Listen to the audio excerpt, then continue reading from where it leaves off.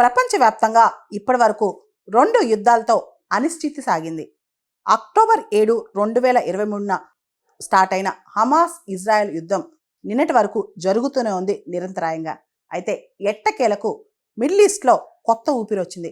Israel Hamas మధ్య ఒక శాంతి ఒప్పందం, తాత్కాలిక శాంతి ఒప్పందం కుదిరింది.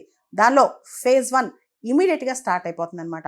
2 సంవత్సరాల యుద్ధం తర్వాత మొత్తానికి డొనాల్డ్ ట్రంప్ పూనుకునో ఇంకొకటి జరిగో, ఒక అద్భుతం జరిగో, ఇజ్రాయెల్ హమాస్ మధ్య ఒక ఒప్పందం అయితే కుదిరింది. అయితే డొనాల్డ్ ట్రంప్ ఇచ్చిన 20 పాయింట్ పీస్ ప్లాన్ మొత్తం హమాస్ ఒప్పుకోలేదు. కొన్ని లిమిటెడ్ యాక్సెప్టబుల్ థింగ్స్ మాత్రం ఒప్పుకుందనమాట. దానిలో మొదటి ఫేజ్లో ఎవరైతే ఇజ్రాయెల్ బందీలు హమాస్ దగ్గర క్యాప్టివ్గా ఉన్నారో 20 మంది ఉన్నారంటే ఇంకా బతికి, వాళ్ళని హమాస్ రిలీజ్ చేయబోతుంది.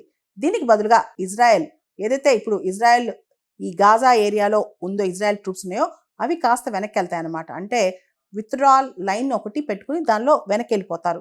దాంతోపాటు నెతన్యాహు మాత్రం ఒక మాట అన్నారు, ఆల్ పార్టీస్ మొత్తం ఎవరైతే వచ్చారో, ఎవరైతే ఈ విషయంలో హమాస్ వాళ్ళందరూ ఉన్నారో అందరినీ ఫెయిర్గా చూస్తామని చెప్పారు. దాంతోపాటు ఇదంతా ఇజ్రాయెల్కి ఒక గ్రేట్ డే ఈరోజు అని చెప్పి Israel prime minister Benjamin Netanyahu చెప్పుకొచ్చారు. దేవుడి సహాయంతో మొత్తానికి ఒక కొలిక్కొచ్చాం, ఒక దాటి మీదకి రాగలిగాం, కాబట్టి ఇజ్రాయెల్ ఇంకా ముందుకెళ్తుందని చెప్పి కూడా బెంజమిన్ నెతన్యాహు చెప్పుకొచ్చారనమాట. అయితే డొనాల్డ్ ట్రంప్, ఖతార్, ఈజిప్ట్ వీళ్ళందరికీ ప్రత్యేకంగా నెతన్యాహుకు థ్యాంక్స్ చెప్పారు. ముఖ్యంగా మనం చూస్తే డొనాల్డ్ ట్రంప్ కావచ్చు, ఖతార్, ఈజిప్ట్, టర్కీ ఈ దేశాలన్నీ కూడా ఇన్వాల్వ్ అయ్యి చేశాయన్నమాట. ముఖ్యంగా డొనాల్డ్ ట్రంప్ అమెరికా తరఫున ఈ పీస్ ప్లాన్ విషయంలో చాలా రిజిడ్గా ఉన్నారు. ఖచ్చితంగా జరిగి తీరాల్సిందని చెప్పి ఆయన గట్టిగా ఉండటంతోనే ఈ పీస్ ప్లాన్ ముందుకెళ్ళిందని చెప్పుకోవచ్చు. దీనిలో భాగంగా ఇజ్రాయెల్ గాజా స్ట్రిప్లోకి ఇప్పటివరకు ఏదైతే మానవతా సంబంధమైన హ్యూమానిటరియన్ ఎయిడ్ మొత్తం ఆపేసిందో, ఇప్పుడు ఫుడ్, ఫ్యూయల్ మరియు మెడిసిన్స్, ఆహారము సరఫరా, రకరకాల ఫ్యూయల్ సరఫరా కావచ్చు, మెడిసిన్స్ కావచ్చు, దానికి హ్యూమానిటేరియన్ కారిడార్ ఓపెన్ చేయడానికి కూడా ఇజ్రాయెల్ ఒప్పుకుంది.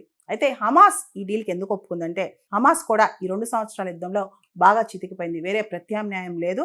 దాంతోపాటు జీనోసైడ్, విపరీతంగా జనం చచ్చిపోయారు. హమాస్ ఆల్మోస్ట్ క్యాడర్ మొత్తం చచ్చిపోయారనమాట. ఈ టైంలో హమాస్ ఒప్పుకుంది. అయితే హమాస్ డిజార్మమెంట్, నిరాయుధీకరణకైతే ఒప్పుకోలేదని చెప్పాలి.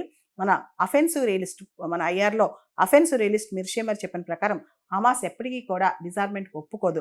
ఒకవేళ హమాస్ ఒప్పుకున్నా ఇజ్రాయెల్ ఈ విధంగా డిస్ప్రపోర్షనేట్ ఫోర్స్ యూజ్ చేస్తే హమాస్ లాంటి ఇంకొక గ్రూప్ పాలస్తీనాలో తయారవుతుంది, ఇంకొక ఆర్మ్డ్ మూవ్మెంట్ అనేది స్టార్ట్ అవుతుంది. కాబట్టి హమాస్ పూర్తిగా డిజార్మెంట్ ఒప్పుకుంటుందంటే ఎవరు నమ్మలేరు, జరగదు కూడా అని చెప్పి కూడా అఫెన్సివ్ రియలిస్టులు చెప్తున్నారనమాట.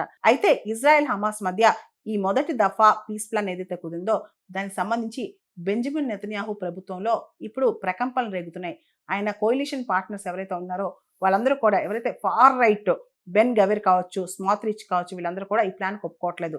వాళ్ళందరి ప్లాన్ ఏంటంటే గాజాను పూర్తిగా ఇజ్రాయెల్ ఆక్యుపై చేసేసి అక్కడ ఇజ్రాయలీస్ని పెట్టి మొత్తం గాజాలో మిగిలిపోయిన వాళ్ళని సినాయి పెనిన్సులా అటువైపు తరలించాలని. అయితే ఇప్పుడు బెంజమిన్ నెతన్యాహు తప్పక ఈయన కూడా ఈ పీస్ ప్లాన్కి ఒప్పుకున్నారనమాట. ఇక్కడ మనం గమనిస్తే మిడిల్ ఈస్ట్లో డైనమిక్స్ మారిపోతున్నాయి. రీసెంట్గా లాస్ట్ మంత్ ఇజ్రాయెల్ ఖతార్ పైన దాడి చేసింది.